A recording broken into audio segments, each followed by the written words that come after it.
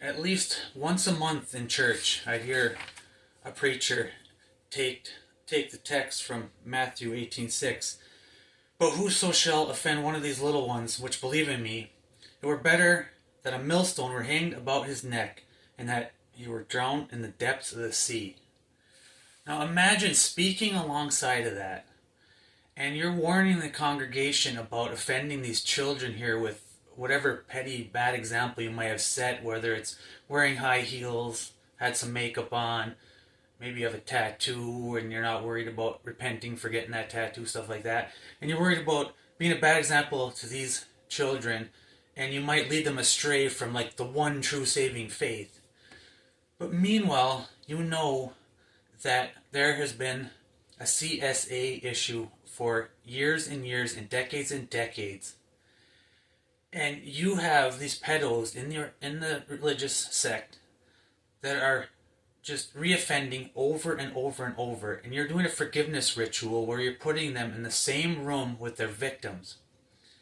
So you're worried and sitting there preaching to warn people about being a bad example for petty things to young kids, but you're not handling the pedo and CSA crisis properly.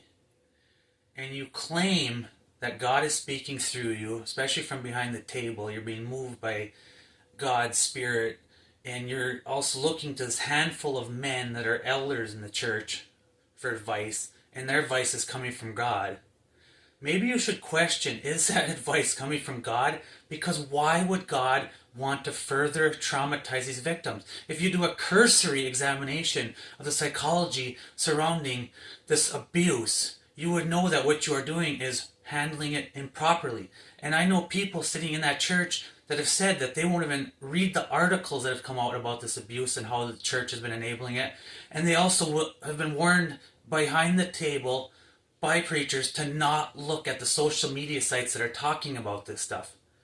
You should look at it so you can get a clearer picture, because I have people that I know that say, oh, it's not as bad as they say. There's only a handful of victims. It's only happening in one area. They don't know that there are hundreds of victims. There are so many stories out there. And the way they've been handled and treated, the way they've been treating these victims is horrendous. And anybody who knows anything about the psychology around this abuse knows how horrendous it is. And maybe it's time that these preachers spend some time learning about the psychology of abuse.